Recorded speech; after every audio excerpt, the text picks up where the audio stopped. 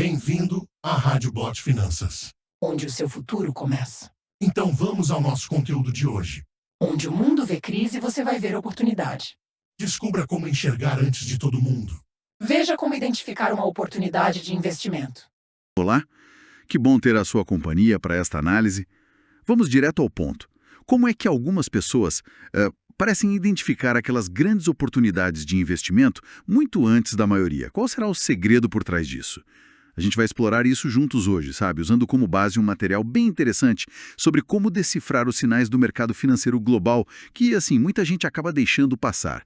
Nossa missão aqui é tentar entender como desenvolver um tipo de radar para essas oportunidades, né? Saindo um pouco do óbvio e olhando mais para o quadro geral. Ok? Vamos desvendar isso? Exato. E o mais interessante, eu acho, é perceber como esses movimentos geopolíticos, sociais, coisas que parecem distantes, como eles se traduzem em valor financeiro, muitas vezes é bem sutil no começo, né?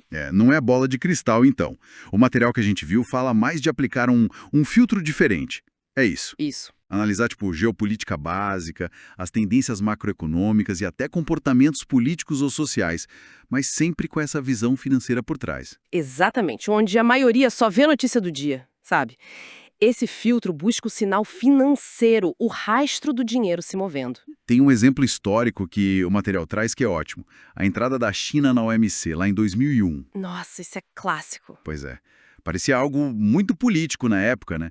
Mas, na verdade, foi o gatilho para investimentos massivos em exportação, infraestrutura, tecnologia lá na China. E quem leu esse sinal cedo, colheu retornos exponenciais. Foi uma virada de jogo. Aqui é onde fica bem interessante, né? Entender esses gatilhos. Precisamente. E o material ajuda a organizar isso. Ele aponta, 4 tipos de sinais principais que costumam indicar essas grandes oportunidades futuras. Ah, legal. Quais são? Olha só, o primeiro é o que eles chamam de deslocamento de capital ou poder.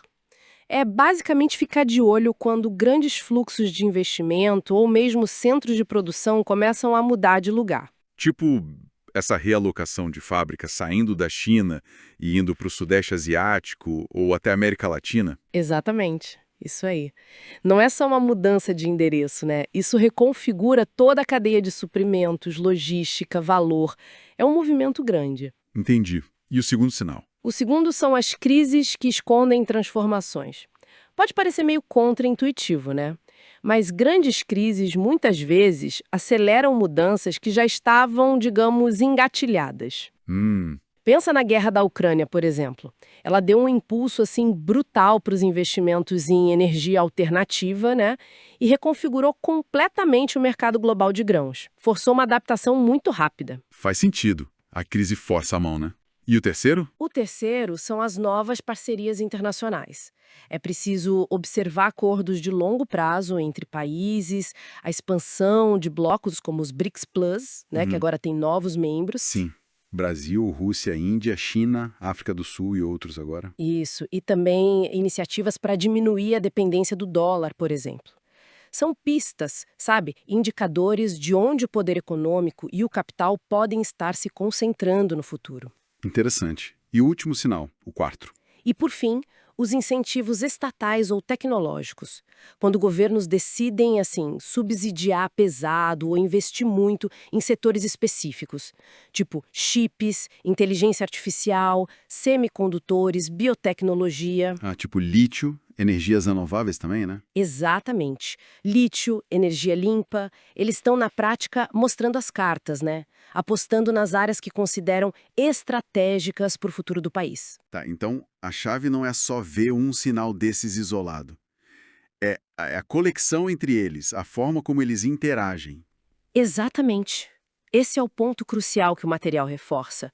A oportunidade de verdade não está num sinal isolado, mas na conexão. Se conectarmos isso ao cenário maior, imagina a sequência. Uma crise geopolítica, sinal 2, faz empresas moverem a produção, sinal 1. Aí isso exige novas parcerias logísticas ou comerciais, sinal 3. E talvez dependa de uma tecnologia que o governo está incentivando, sinal 4. Essa combinação toda pode criar uma lacuna de fornecimento, por exemplo. Aí uma commodity específica valoriza ou ações de certas empresas disparam.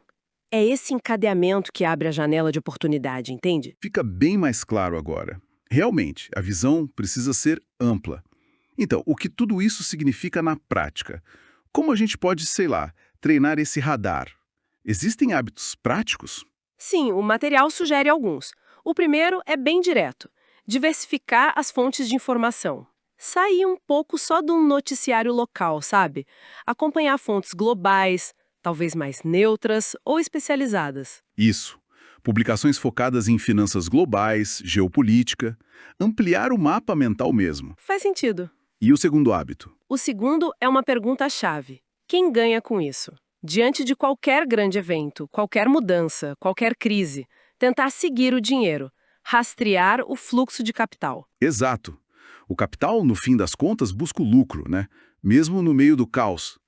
Seguir essa trilha ajuda a identificar quem são os potenciais beneficiados por aquela situação toda. Entendi. E o último? Imagino que tem a ver com o tempo. Tem tudo a ver. É a paciência estratégica.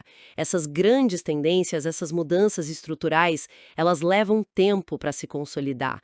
Não é sobre achar a ação que vai dobrar na semana que vem. É mais longo prazo. É identificar esses movimentos maiores, se posicionar antes da maioria perceber e ter a disciplina, né, ou de esperar os resultados no médio ou longo prazo. E não tem mágica, tem método. É. É ler o que está acontecendo agora, nas entrelinhas, para se posicionar de forma mais inteligente para o futuro que está sendo desenhado. Perfeito. Não é tentar adivinhar o futuro, mas sim ler os movimentos que estão moldando esse futuro.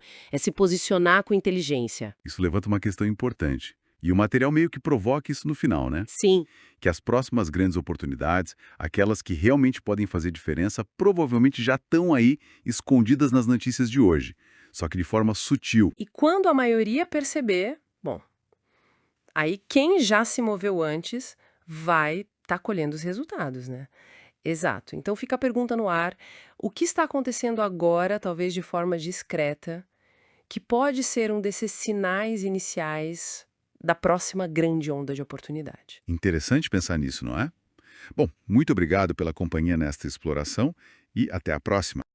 Se fez sentido para você, Se inscreve e compartilha.